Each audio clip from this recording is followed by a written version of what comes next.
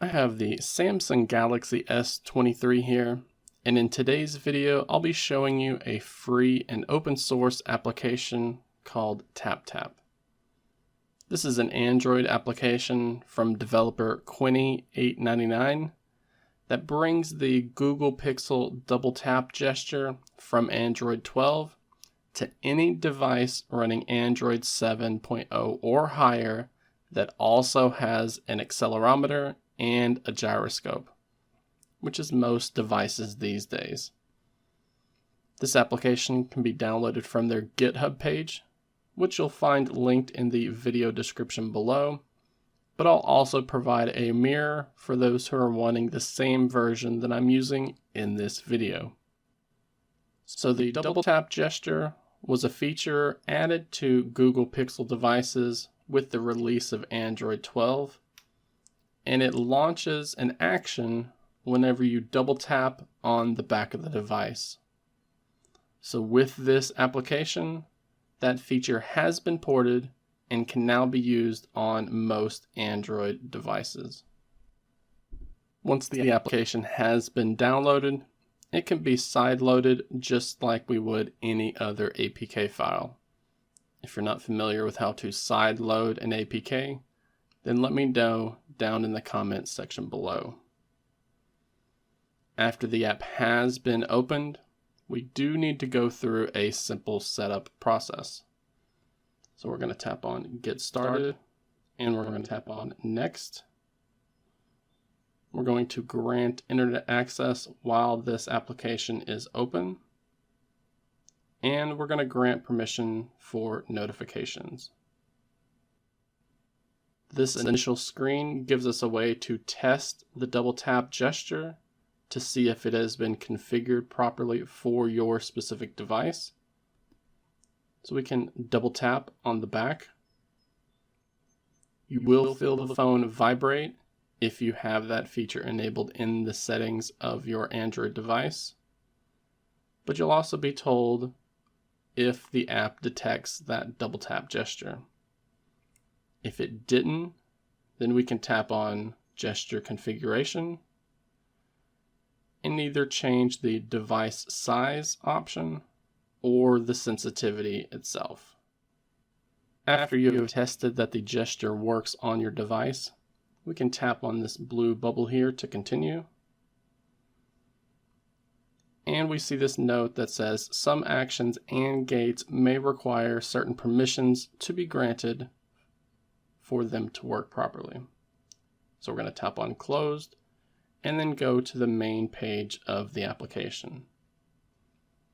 We can see it is going to be enabled by default, but it's also recommended that we disable battery optimization so that Android doesn't kill this app in the background.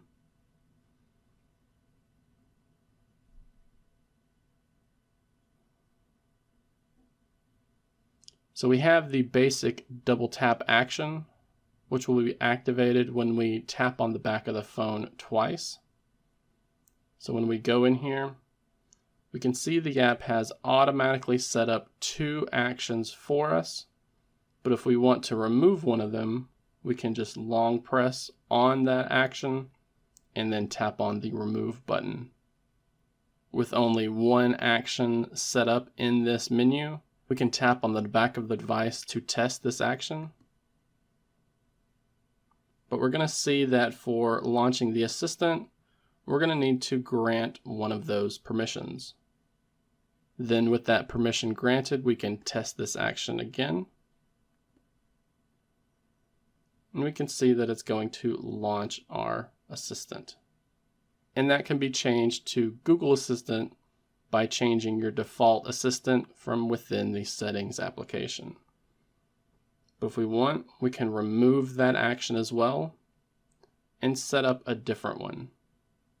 And TapTap has over 50 actions developed for us to choose from, ranging from launching an application all the way to executing a task or task. You can see they are all categorized in various categories.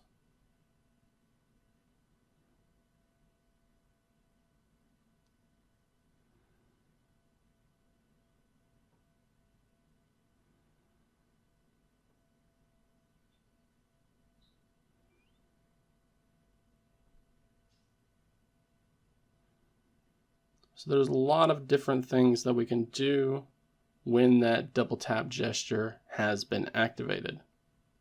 Similar to the double tap action, we also have a triple tap action that we can choose from. It's basically the same thing as the double tap action, except these gestures and these actions will only be activated when the app detects 3 consecutive taps on the back of the device. In some cases, many people prefer to remove all of the double tap actions and only set up a triple tap action as a way to prevent the app from detecting false positives. I haven't personally noticed this with double tap actions on the Galaxy S23 here, but your experience may differ with the phone that you're using. There's also a feature in the application called Gates, and this is a way for you to tell the TapTap app when to ignore taps on the back of the phone. You can see by default, these quick double tap actions are going to be ignored when the display is off, but you could also allow the app to detect those apps simply by toggling that gate off. Some people have noticed that the app detects false positives while they're typing with the keyboard. So a gate that has been added to the app by default is for when the keyboard is open. However, this gate is disabled, so if you notice this happening to you, then come in here and toggle this gate on. Just like when adding an action, we can add different gates for things like settings or sensors,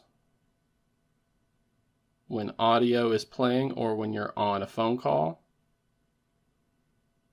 for various apps and alarms, and a number of device-specific gates, like when battery saver is enabled, when the phone is being charged, when foldables are open or closed, with our lock screen, and when a low battery is present.